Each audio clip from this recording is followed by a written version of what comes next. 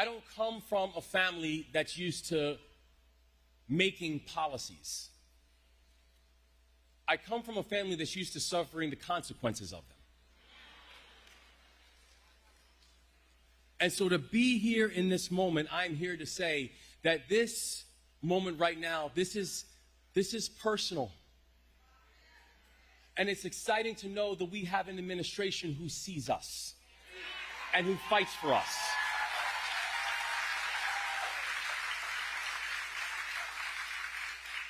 Because my father had a rare but a treatable virus. But when he went to the hospital, his clothes were disheveled and his face was unshaven. And when my mother showed up at the hospital, they asked my mother questions like, is your husband prone to exaggeration? And he was released from the hospital with the instructions to go home and get some rest. And hours after they released him, he died in front of me. So understanding that we have an obligation to make sure that our healthcare system never overlooks any of us.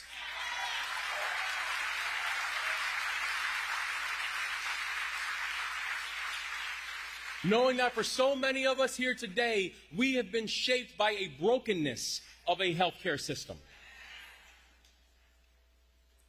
That we know that we had fundamental work to do because in many cases, the issues that we are discussing, these are not academic. We do not need white papers to explain it because we have grown up in it.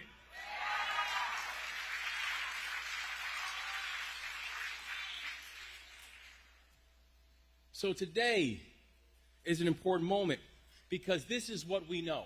Today is a chance for us to go from being unseen and untreated. For so many people to not have an opportunity to have basic insurance and know that basic insurance is something that is affordable.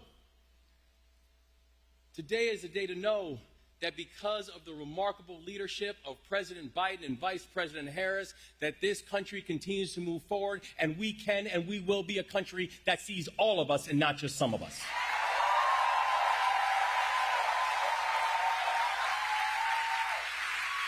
Because what this administration is doing, this administration is saying, we are not just going to pave over the cracks, we're going to fix the infrastructure. This is an administration that has both protected our basic rights and made sure that our basic rights are affordable. And that's what today is all about. That today we join in partnership to announce new efforts to make prescription drugs more affordable through the Inflation Reduction Act, with this administration got done.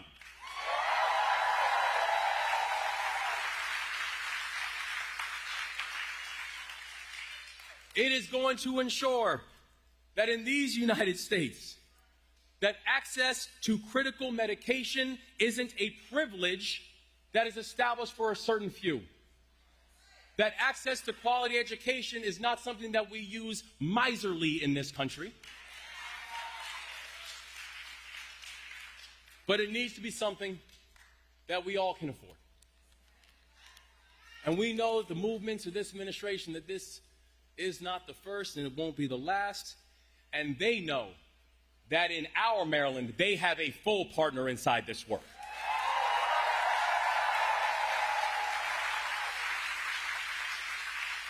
That Maryland is going to continue to be a full partner with this administration to protect, to defend, and to strengthen the basic rights that we cherish. That in our Maryland, we are working to lower drug costs through our first in the nation Prescription Drug Affordability Board.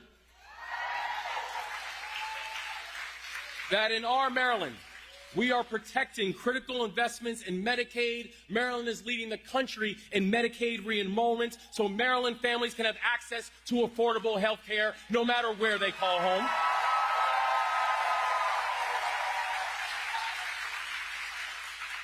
And when we're talking about health care, that also includes the fact that in November, we've got a chance to vote, y'all. We've got a referendum on the ballot. And that referendum will be to codify reproductive freedom in our Constitution, because this is health care.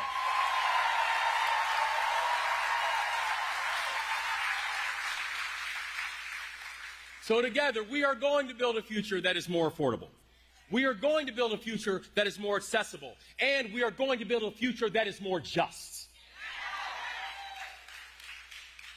So whether you are a Marylander who calls Largo home or Upper Marlboro, we got some UMs in here, huh? That no matter where you call home, you should be able to afford treatment for your arthritis. Whether you are a Marylander that happens to call Suitland home, you should not have to worry about choosing between rent and the drugs that you need that's going to support you after you have a stroke.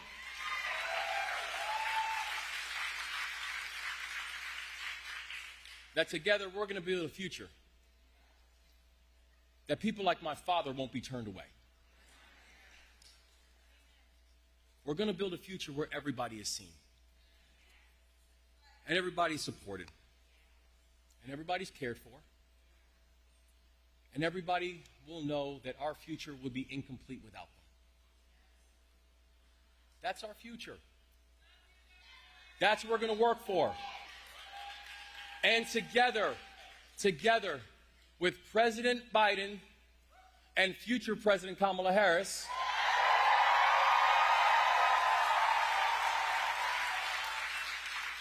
we are going to build a future where we leave no one behind. God bless you guys, and thank you so much for all you are.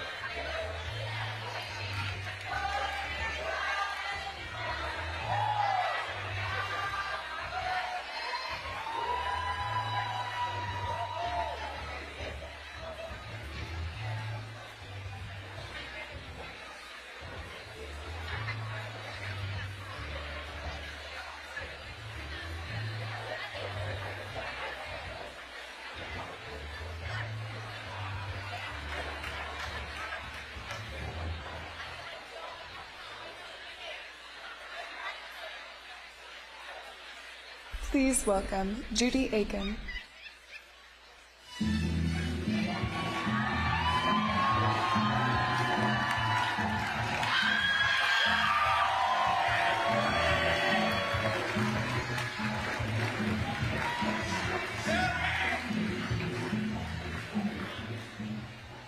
Good afternoon, everybody. My name is Judy Aen. I'm a 70-year-old retired registered nurse from Portland, Maine, where I live with my husband of 47 years, our 2 beagles, and our son and granddaughter live nearby. Also, for over 4 decades, I've battled psoriatic arthritis and psoriasis that's taken a heavy toll on my body. But nothing could prepare me for the financial strain that came with the high cost of the drugs I need to live my life, including Enbrel, which comes with a staggering list price. Last year alone, I spent over $9,000 out of pocket just to afford this one drug. As a nurse, I counseled patients on the importance of taking their medication. Sometimes I found myself unable to follow my own advice and have been known to skip a dose here and there. For years, it felt like no one was standing up to Big Pharma for patients like me. But thanks to President Biden and Vice President Harris's Inflation Reduction Act, that is changing.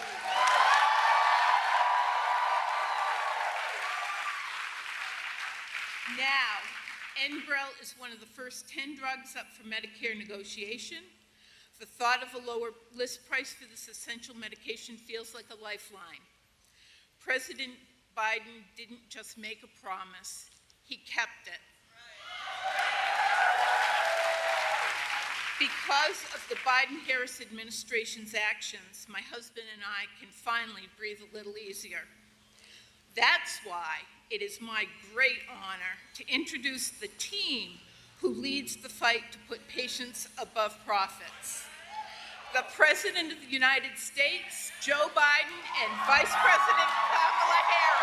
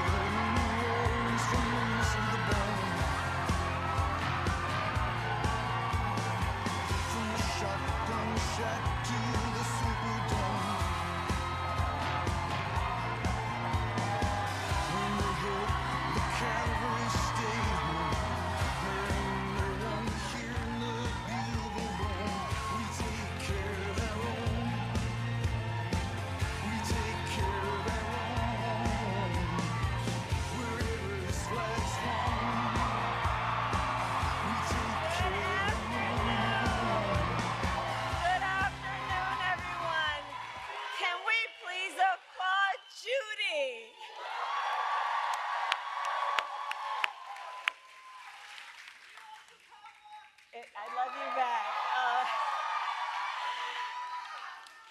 It's good to see so many friends. It is good to see so many friends. And I want to thank you.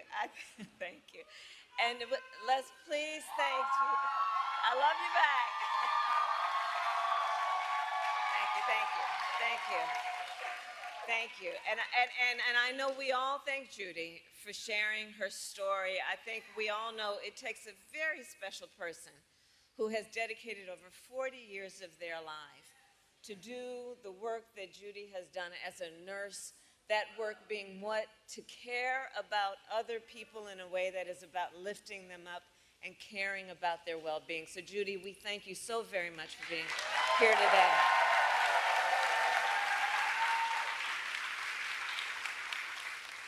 I want to recognize the incredible Governor Wes Moore.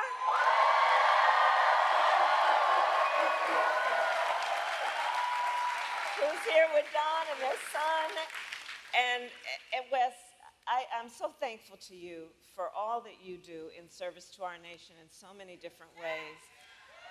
and your friendship, but in particular, to share such a personal story as you have, and I know it takes a lot out of you to share that story, but to do it in a way that is about lifting up other people and helping, hopefully, others who are not in this room, understanding how real people are impacted every day about this issue and by this issue.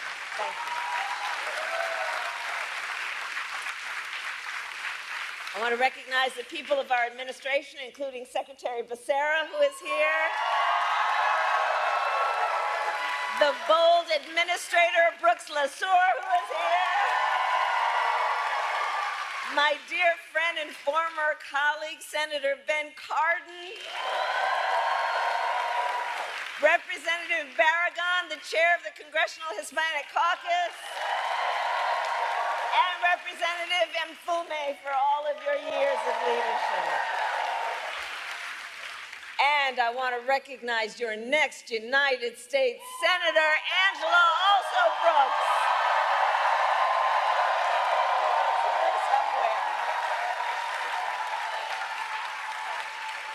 And I've worked with her over the years. I'm telling you, Marilyn, you're going to do a great thing when you send her to the United States Senate.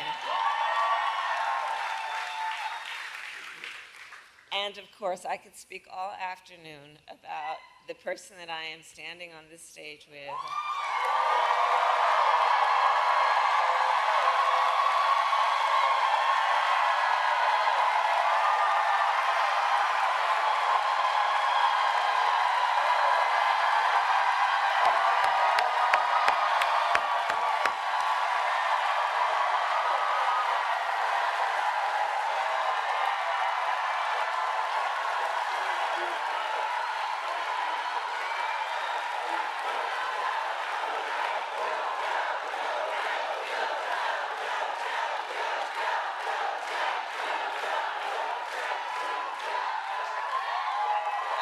Extraordinary President Joe Biden.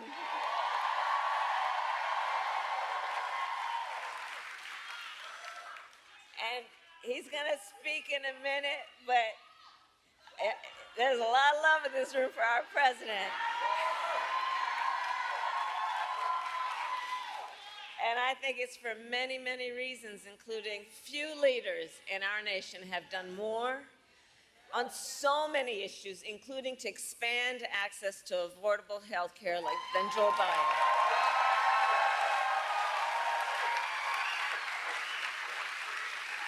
And today we take the next step, thank you, Joe, forward in our fight.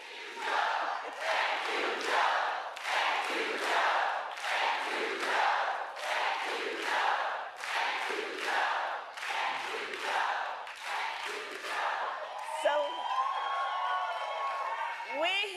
we believe deeply every senior in our nation should be able to live with security, stability, and dignity. And so in the United States of America, no senior should have to choose between either filling their prescription or paying their rent. That's the subject of today. Because we know for far too long, far too many of our seniors have struggled to afford their medication.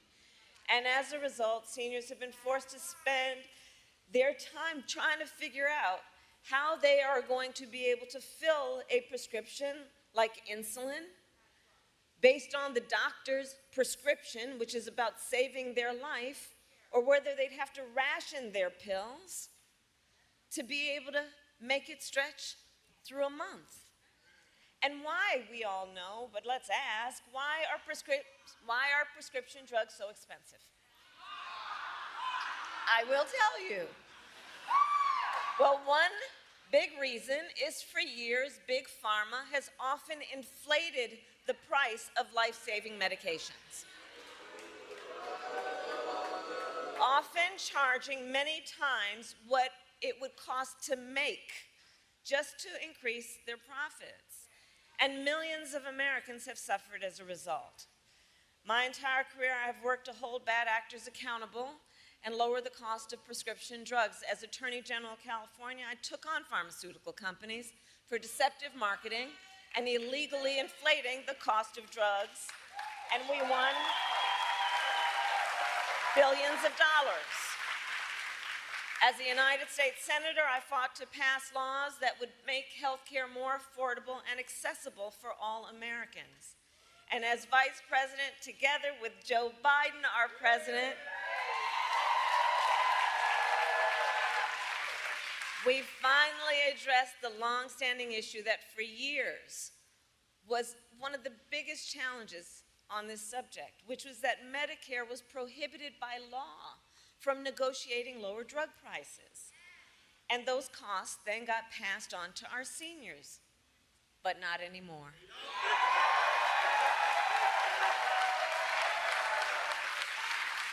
2 years ago, we gave Medicare the power to negotiate lower prescription drug prices for the first time in history. And here is why that matters. It is nearly impossible for a patient to negotiate lower prices by themselves. Just think about that. Somebody who needs the medication, who may be suffering from a serious illness, that they would by themselves be able to negotiate against a big drug company to lower their prices is virtually impossible. It's one person against a huge corporation. But Medicare represents more than 65 million people. And so Medicare has collective bargaining power. And now Medicare can use that power to go toe-to-toe with Big Pharma and negotiate lower drug prices.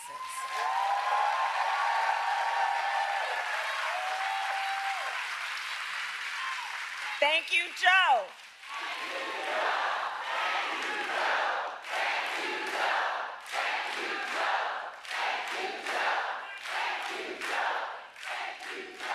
And this is to the benefit of not only tens of millions of people on Medicare, but also millions of Americans on Medicare who have long-term disabilities.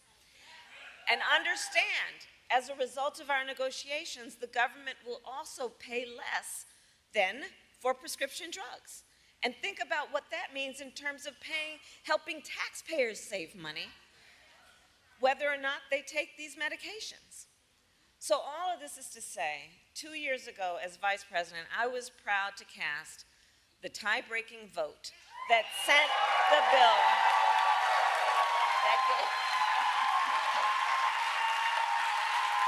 that gave Medicare the power to negotiate and let it get to the president's desk, and I was proud when our president, Joe Biden, signed that bill into law. In the 2 years since, we've been using this new power to lower the price of life-saving medications, and now to announce the result of those negotiations. It is my eternal and great, great, great honor, I have to tell you, to serve with this most extraordinary human being and American and leader, our President, Joe Biden.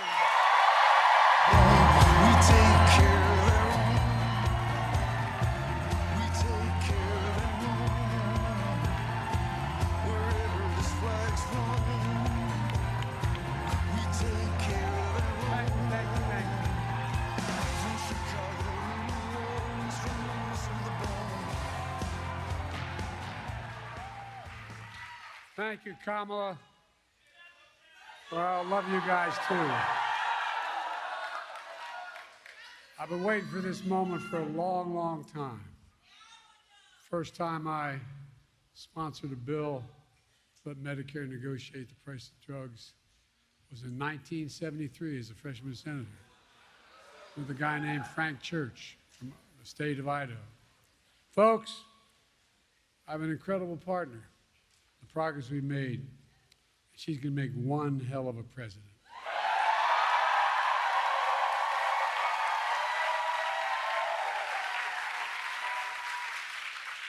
And Judy, thank you for sharing your story. It's a really one for far too many Americans. People like my dad used to lay in bed at night when they lost his insurance as the company he worked for, staring at the ceiling. Literally, and you've all experienced, you know people who have experienced this, wondering, what in God's name happened if my wife gets breast cancer, or if I get sick, or my children get seriously ill, what happens? What in God's name, how can we pay for the drugs, prescription drugs? I'm serious. These are the discussions. You know it. Do we have enough insurance? Can we afford the medical bills? We'll have to sell the house to get a second mortgage. There are discussions that took place in my house and your house. Kamala and I both get it. We know it isn't just about health care. It's about your dignity. No, it's about your dignity. It's about peace of mind. It's about security. It's about taking care of your family. It's about giving folks just a little bit more breathing room. That's all. Look, I believe that health care should be a right, not a privilege in America. And Kamala and I are here today to make a major announcement on our efforts to lower the extraordinary high prescription drug prices. Before I do, I want to thank Governor Westmore and members of Congress. I served in the Senate for 270 years. I know I only look 40, but I'm a little bit older. The longest time I was too damn young because I was only about 29 when I got elected. Now I'm too damn old. But I'll tell you one thing in between. One of the finest, most decent men I've ever worked with. When I think of integrity, is Ben Cardin. Stand up, Ben. Stand up. I really mean it. I measure the people I work with by their integrity. He does what he says and says what he does. Look, folks, also, Nanette Barragan, for the longest time, she tried to pretend with me she was Irish, named Barragan. She's a great friend, and she's one of the great leaders in this country for the Hispanic community. Congressman Fume, where are you? Stand up, man.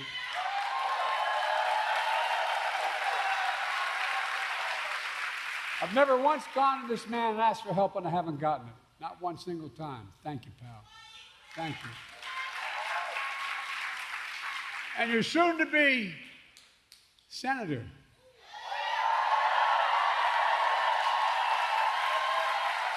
Where is she? It's a hell of a lot easier job than being a county executive. I was a county official. They expect you can solve every problem. You don't have the authority to do it. You don't have enough money. But I'm looking forward. I told her I campaigned for or against whichever helped the most. Along with members of my administration, Javier Becerra, HHS, Administrator Brooks LaSalle, CMS administrators here today. And let me say something. We're all thinking about my good friend, and he is a really good friend for a long time, Steny Hoyer. He represents the western shore of Delaware. Y'all think we're kidding. We have that fight all the time. I wish him a speedy recovery. I understand he's doing well. Folks, this is a fight all of us have been fighting for a long time, taking on Big Pharma. We pay more for prescription drugs. It's not hyperbole. We pay more for prescription drugs than any advanced nation in the world. I could take you out on Air Force One, and if you have a prescription from a drug company in America, and fly you to Toronto, Canada, fly you to Paris, France, fly you to Belgium, fly you anywhere around the world, and get you the same prescription filled for the same company for 40 to 60% less than we pay for it here. Too many Americans can't afford the drugs they badly need for life and death. So they skip doses, cut pills in half, forego prescriptions entirely because the prescription drugs are totally unaffordable. The woman you all met, the nurse you just met, she paid $900 a month. Well, guess what, man? She's going to pay nowhere near that. $9,000. She's going to pay, guess what? Beginning January, every single prescription drug she has, including, God forbid, if she needs a really expensive drug like a cancer drug. Maximum she ever has to pay is $2,000, period.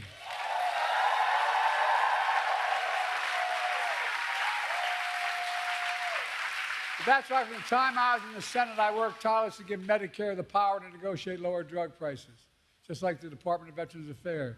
In fact, I was reminded by staff today, one of the first major bills I worked on was in 1973. I co-sponsored legislation led by Senator Frank Church that let Medicare negotiate the cost of drugs. 1973, this fight's been going on. You know, the VA pays, as they should, 50% less than Medicare because VA can negotiate the prices. But for years, Big Pharma blocked Medicare from negotiating lower drug prices. The consequence, they're able to maintain the exorbitant price increases and the profits are uncalled for. Look, but this time we finally beat Big Pharma.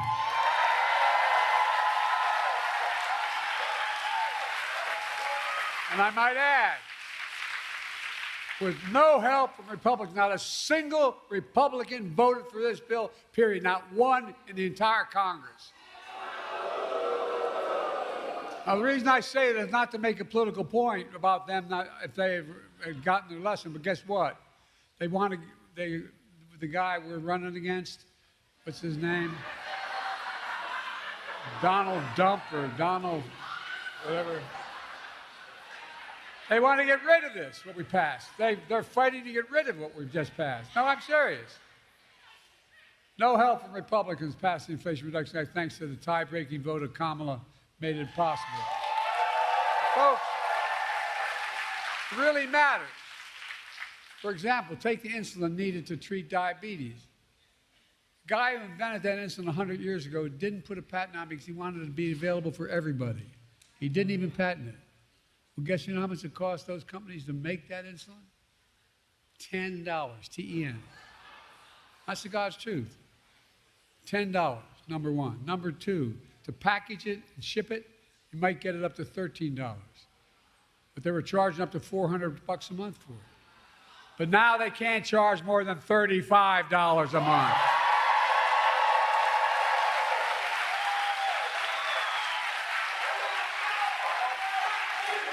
It's a big deal. Oh, look, $35 a month. These guys still make enormous profits. That's 3 times what it cost them to make it. The initial legislation capped the cost for everyone who needed that insulin. How many of you know anybody needs insulin for diabetes? Raise your hand. Okay, well, guess what? For the next 3 months we got here, I'm not leaving here, and Kamala, when she's president, going to make sure if we don't get it done, everybody should qualify for that $35 a month. Every American. I mean it. Folks, that's not all. The same law we wrote, means starting in January of this year, every senior in the United States of America, no matter what their cost of drugs, and like I said, some of these cancer drugs are $12,000 a year. Every single penny they spend, they never have to spend more than $2,000 a year for all drugs. All drugs. And we're going to fight to make sure everyone qualifies for that as well. Look, all together, our reforms not only save lives, but here's the point people don't talk enough about. It saves the taxpayers billions of dollars. What we've done so far will save the taxpayers over the next 10 years $160 billion. Taxpayers, lowering the debt. I mean it. Because they don't have to pay the exorbitant price that Medicare had to pay before. They're going to pay $35 instead of $400. Folks, and those savings are only going to increase for American taxpayers because it matters. Look, but that's not all the Inflation Reduction Act did. Last summer, I announced under that law, Medicare is going to select, and it's already passed law, 10 drugs a year, going up to 20 till we get every single drug every year. Drugs treat from everything from heart failure, blood clots, kidney disease, arthritis, blood cancers, and more.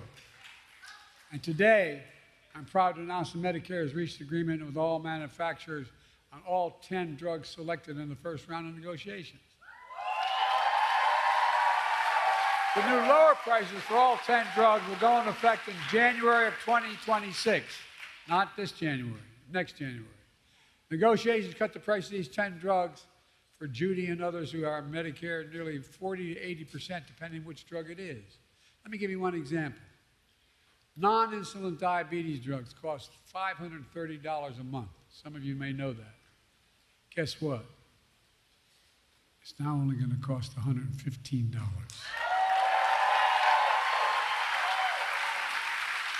By the way, these new prices on 10 drugs will cumulatively mean $1.5 billion less out of pocket for patients to the drug companies.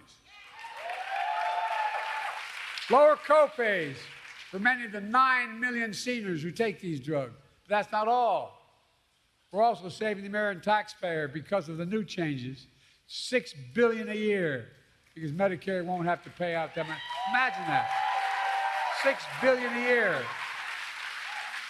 But we could do that for child care and health care and so much more.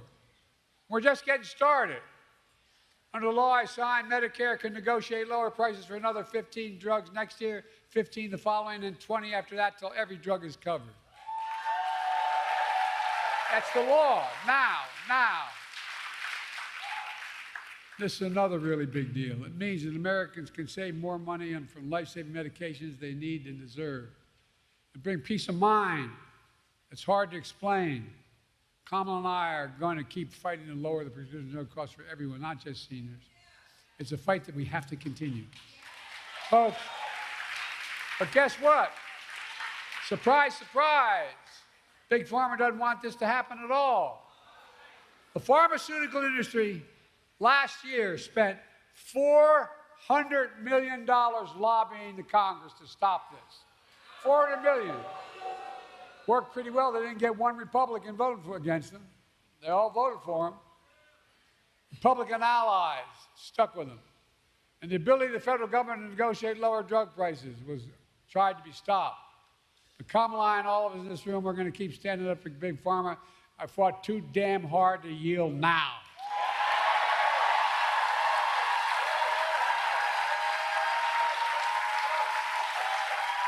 We're not backing down. And get this, you may have heard about the MAGA Republican Project 2025 plan. They want to repeal Medicare's power to negotiate drug prices. Let Big Pharma back to charge whatever they want. Let me tell you what our Project 2025 is. Beat the hell out of them. I mean it.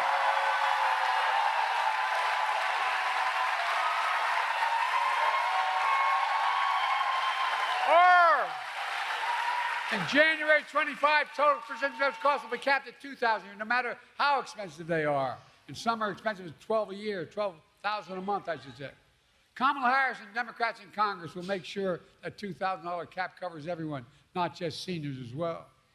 Insulin costs just $35 for everyone, not just seniors. Our Project 25 will lower prescription drug costs for you, your families, instead of handing Big Pharma a big blank check. And look, and in the process, this is what we don't talk enough about, I don't think. In the process, we're going to save the taxpayer.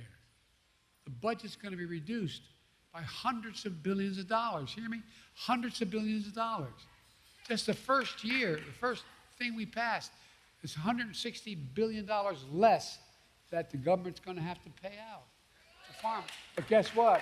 It can pay out for education, it can pay out for health care, it can pay out for so much more, or it can just simply reduce the deficit. He has exploded. Folks, that's what I call a win. Folks, there's more. My predecessor and his MAGA friends in Congress tried to repeal the Affordable Care Act, which is different. Obamacare. They tried to repeal it over 50 times. We stopped them. Along the way, I made the Affordable Care Act even stronger, protecting a million more Americans with pre-existing conditions. And guess what? There's over 40 million. MAGA Republicans in Congress don't want to cut Medicare, and so they want to cut Medicare and Social Security. Why? They want to give another, here's what they're proposing, just so you know what the budget is. They're proposing another $5 trillion tax cut for the mega wealthy. By the way, this guy we're running against, when he was president, he gave a $2 trillion tax cut to super wealthy. You know what that was? He generated the largest deficit any president has in American history. I love these Republicans talking about cutting spending. You know, we have 1,000 billionaires in America. You know what their average tax they pay is? 8.2%. Introduced a bill to say that you got to pay a minimum of 25%. You know what that would raise? $500 billion over the next 10 years. Imagine what we could do with that. Imagine the taxes we could cut for ordinary people. Well, look, Kamala and I have a better idea. We're going to protect Medicare and Social Security and make sure the wealthy pay their fair share. That's how we're going to pay for it. And by the way, that means making the tax code fair. Look, in addition, we also announced steps to crack down on anti-competitive practices in health care. How many of you know we've been going after things called junk fees? Junk health insurance plans. Ones that look affordable. When you take the cover off, you find out there's a number of hidden costs.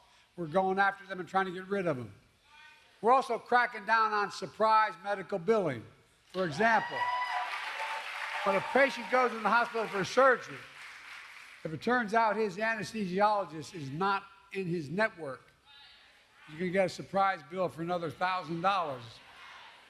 Well, we're stopping that too.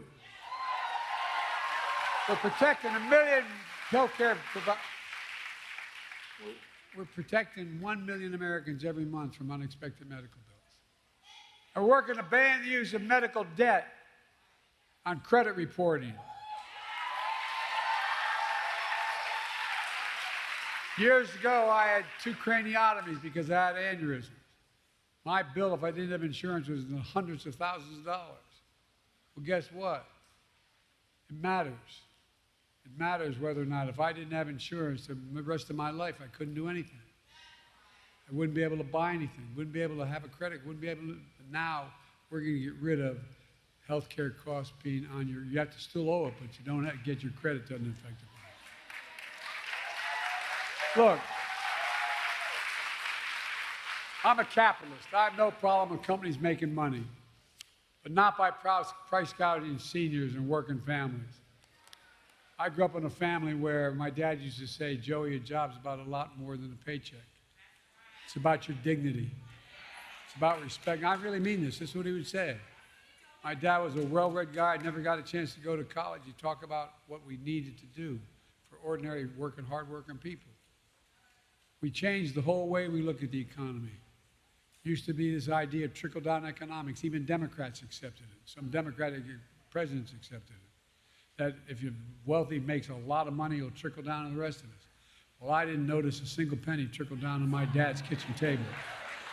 But guess what now? We measure everything the following way. We build from the middle out and the bottom up, and if they do well, everybody does well. Not a joke. And any money I get to spend as president, I spend it on being made in America by Americans. Americans don't like being played for suckers. We believe we should be patient, but there should be reasonable profits, not unreasonable profits. Look, let me close with this. It's all about health care. It's about lowering costs for families. It's about fairness and security. It's about the dignity for people like Judy and millions of Americans all across the country. That's exactly what we're doing. There's more we can do for everyone. We can't give up. They told me every major piece of legislation we passed to give us the strongest economy in history and the strongest economy in the world. We got more to do for working people. And by the way, everybody does better when there's more unions.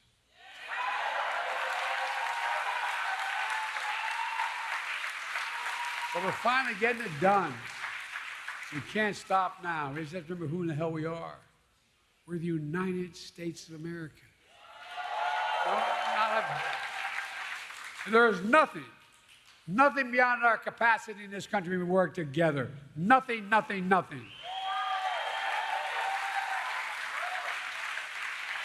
tell you what, I thank God that in the last 3 months I'm President of the United States, I was able to finally get done what I tried to get done when I was a young senator at 30 years old. Thank you, God. Thank you. God bless you all, and may God protect our troops. Thank you.